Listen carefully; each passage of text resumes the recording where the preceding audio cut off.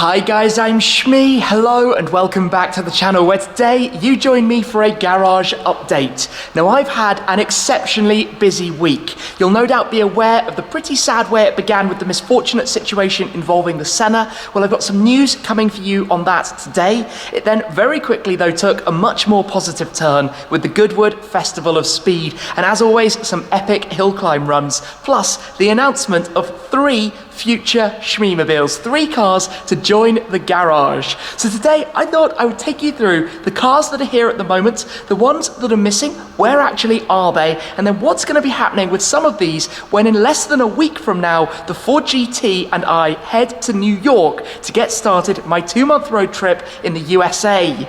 Also though, we need to talk about these new cars. At the moment I think I've got 6 new cars on order, and I'd like to clear up some of the confusion and let you know what's coming and when, and what might be departing as well, which cars we might be saying farewell to in due course. So we've got a lot to run through. Today though, it is time for a Shmeemobile garage update. You know, after the Senna incident, I was completely and totally gutted. And many of you will have seen the video, you'll have seen my reaction at the time, and I'm sure if you're a car lover, you'll be able to relate to the heartbreaking nature of seeing your pride and joy damaged, especially in the case of the McLaren Senna, with all of the carbon fibre that was cracked and splintered. It was pretty devastating at the moment. Now I'm aware there are much bigger problems in the world. The Senna will be fixed, it will be repaired, and it will be back on the roads. And I'm a firm believer in not dwelling on negativity. You can't change what's already happened, and with the Goodwood Festival of Speed coming right up, that was the time to focus on much more exciting things, to enjoy the hill climb runs, and it was an epic event. So we'll get more into the Senna in a moment, but just to take you for a quick rundown of the cars that we have here in the storage at the moment, we have the Little G, the Suzuki Jimny, we've got my project car, the Red Edition Ford Focus RS, we have the McLaren 675 LT Spider, we've got the Ford GT just ahead of its departure, we've got the Aston Martin Vantage GT8, and then at the end of the line where we've got a change with the Mercedes AMG GT R that has now been unwrapped and returned to the beast of the black hell. And I have to say, this is actually looking really good. It was wrapped for the last 12 months or so in the Solar Dub Yellow. It's been unwrapped by Dub Customs again, who wrapped it before, returned to its original condition and look. The paintwork absolutely spectacular, of course. It's still actually got the paint protection film on the entire car, but I think it won't be a surprise to you. It has been unwrapped because it is time to say farewell to the GTR. I've had 2 years and nearly 20,000 miles of fun with this car, an absolutely legendary car, hence the purchase of 2 more AMG GTs that are going to be arriving at some point in the future, but that is why that car is going to be heading off. So this means at the moment there are 4 cars currently missing from the lineup. Of course, the first is the Senna, no surprises, that's currently with McLaren. Second up is the AMG G63. Now following Goodwood, that's gone straight off to Topaz. You might remember when I picked it up following the colour transformation with Topaz skin, they weren't hugely keen for me to take it, but I wanted to bring it down to Goodwood, and as such they are now carrying out the final parts of the preparation just to make sure it is all absolutely perfect. As well as that, the Heritage RS hasn't been seen for a while. I've seen a number of comments of people thinking that I might have sold it, but actually after my fun earlier this year in the snow, it's been at my flat in Frankfurt, where I've not been all that much, to be honest. The car is still there, but before I go to the US with the GT, I think the Heritage RS will come back over to London, but that car is a keeper. It is going to stay in the collection, which leaves one more that's missing, which is the Ferrari GTC4Lusso. Now, fun story with this, while I'm away, it's actually in the hands of my dad. So if you see it driving around with someone that isn't me, well, it's probably my dad that's actually driving it. So back when I had my FF, it was his favourite of all of the cars that I'd had up to that point. So I figured, given I'm not going to be here and it would otherwise just be in storage, he's going to be driving it for the next couple of months, which I guess is pretty good times as well. So, Senna time. Let's talk about the McLaren Senna. First stop, of course, was being picked up by Dunt Barn, who very quickly came to rescue me. Big props to them for coming along with an enclosed trailer to pick it up and to take it away. Of course, it then went back to the dealer where it has to be, well, basically investigated to find out what is exactly wrong with it, whether it's just cosmetic as we expected, whether there's any underlying damage, to find out about the parts, how available they are, how long it might all take. And well, the long story short is it's definitely going to be quite a lengthy process. These kind of parts don't just sit around in stock rooms. They have to, well, in some cases, be built to order. So the damage does seem to just be on the exterior at the moment. That is definitely a good thing. Fingers crossed that's the way that it stays, because ultimately, if it's just body panels, new panels go on, perfect condition, resprayed to match. The car is brand new, the paint's still obviously in its factory condition, all done by McLaren. And basically, we have the car, well, in the same condition that it was originally supplied by McLaren. That's the ideal scenario, and at the moment, it looks like that's the way it's going to be. Timing-wise, I suspect it might be a couple of months. Now, obviously, I'm going to be away for 2 months. That's kind of the silver lining in all of this, that I'm not going to be driving it for the next 2 months. Whatever happens, I just hope that it's not going to be too much longer than that. When I do have more news, of course, I'm going to let you guys know, but it can be repaired. It's not a write-off, despite various comments along those lines. This damage is nowhere nearly enough. I think to write off a car, you'd have to do about 60% of the value in damage to write it off. We're not at that stage, and I'm not taking, you know, when you do these things, you could take a rental car, for example, a hire car, or a replacement car. Of course, I'm not doing that. That would be a complete waste of time and just rack up the insurance bill. That's a whole discussion, which obviously has meant for, well, a lack of sleep, a lot of stress, and many, many, many phone calls.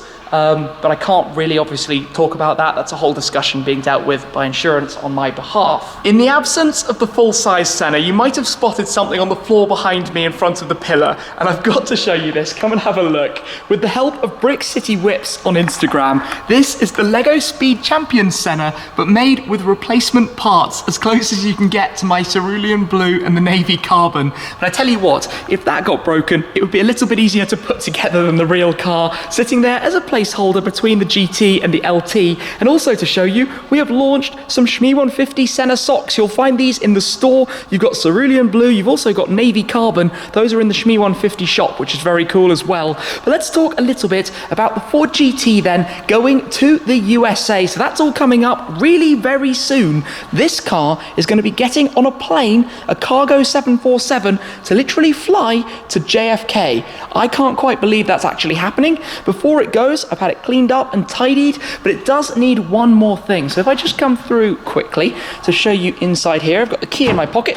Of course, we've had all of the upgrades and changes made to the car so far. I'm just going to press the start button to turn on the ignition. The first problem is when it wakes up and comes into life, you get the display here, the fuel bar that you can see up at the top. You need to have less than a quarter of a tank before the car can actually go up in the air. So I need to go out and drive it a little bit, put some more miles on just to make sure it's completely empty for that. All of that coming up shortly for me, because the car is literally heading off, I think in about 2 days time from now, after being cleaned following the Goodwood Festival of Speed. So that's all very, very exciting actually. I still can't believe I'm going to be arriving in New York and driving that car into Manhattan. But yep, that is actually a thing. So what's going to be happening with the other cars while I am away? The Senna is off being fixed. Let's talk also about the 675 LT. This month, that car is 3 years old. I remember like yesterday, the day that I picked it up. I cannot believe that 3 years has gone by that quickly. That means it needs a big third-year service. It also needs its MOT, so it's going to go back to the dealer, have a couple of things checked over as part of extending the warranty. That's a pretty big expense when it comes to McLarens as well. So that's going to go back to the dealer. In fact, both McLarens will probably be at the dealer at the same time, which is a bit strange. Next then, the Red RS. That's going to go to Mountune. It's going to get a Quaife sequential gearbox. I can't wait for what's going to be coming with that. I think you probably knew when I drove it before that was going to be on the cards. Well, now it's definitely happening. The Jimny, I'm not entirely sure about the Jimny. Truth be told, when I was originally ordering the Jimny, I expected it to arrive around January, maybe February, so I thought I'd have it for 6 months before the G-Wagon, which then came earlier. So I've now got a funny position with this, and I haven't really decided. In a strange way, I might sell it because, well, there are a lot of new cars coming and it might be a bit surplus to requirements. I don't know, I haven't decided. The GT8, well, that will stay sitting pretty here in the garage. It's not going to be going anywhere. The AMG GT R, well, it will stay here until it's sold. The Lusso is off with my dad. The G63 I'm actually going to take to Germany.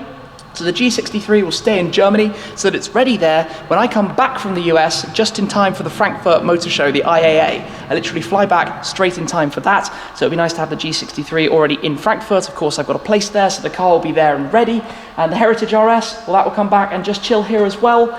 And yeah, I think that's pretty much it for the current cars and what they're going to be doing. Let's move on though to the cars that are inbound, the future Shmeemobiles, what's coming and when are they arriving. So I've made it very complicated and confusing by telling you that at the moment I've got 6 new cars on order, and I'm also in total agreement that that statement is absolutely absurd and borderline stupid. Nobody needs this many cars, let alone 6 more, let alone even 1 more, to be completely honest. But many of you will also know, who have been following for a while, that my dream is to grow a car collection. I'm very lucky to be in this position to own cars like the Ford GT, like the Senna, cars that are also incredibly rare, one of 150 for the GT8, one of only 50 for the Heritage RS, and my dream is to one day turn this in, to transition this into a clubhouse, a museum, a man cave, a venue, a place where people can come and see the cars, also joined by memorabilia, things that I've acquired along the way. If I'm able to, for example, I would love to show a piece of the Senna that I can keep, one of the damaged pieces. It's all part of the story, and I want to be